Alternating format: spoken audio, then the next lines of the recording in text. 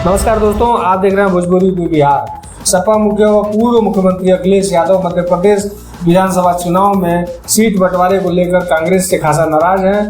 बृहस्पतिवार को सीतापुर पहुंचे सपा मुखिया ने कांग्रेस पर सीधा हमला बोला। उन्होंने दो टूक कहा कि कांग्रेस अपने सिरकुट नेताओं से सपा के लिए बयानबाजी ना कराए। अखिलेश कांग्रेस को धोखेबाज बताते हुए उन्होंने कहा कि अगर उन्हें पता होता कि इंडिया गठबंधन विधानसभा स्तर पर नहीं है तो वो कांग्रेस से बात ही नहीं करते। शाहजहांपुर जाते हुए समय वह सपा जिला अध्यक्ष छत्रसाल यादव के आवास पर पत्रकारों से मुखातिब हो रहे थे। अखिलेश ने कहा कि अगर वे कहते हैं कि विधानसभा स्तर पर गठबंधन नहीं है तो हम स्वीकार करते।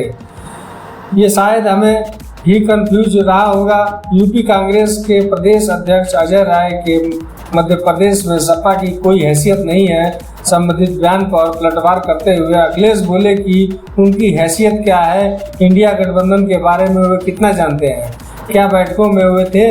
अखिलेश ने कहा कि कांग्रेस के बड़े नेताओं से अपील है कि वह छोटे नेताओं से इस तरह की बयानबाजी ना कराएं। उन्होंने कहा कि इंडिया गठबंधन की मीटिंग में कमलनाथ और दिग्विजय सिंह ने रात भर वार्ता की। मध्य प्रदेश में कहा कि किस किस सीट पर सपा जीती, कहां पर नंबर 2 पर है, किस सीट पर सपा जीती है और किस सीट पर नंबर 2 पर है। यह आंकड़ा लेकर भरोसा दिया कि 6 सीट पर विचार करेंगे।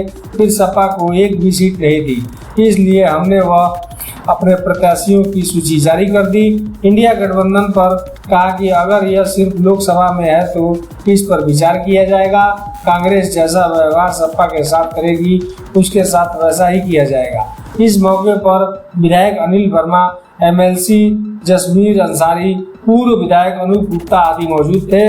दोस्तों, वीडियो को लाइक करें, चैनल पर नए हैं तो सब्सक्राइब जरूर करें और अपनी राय कमेंट बॉक्स में जरूर दें।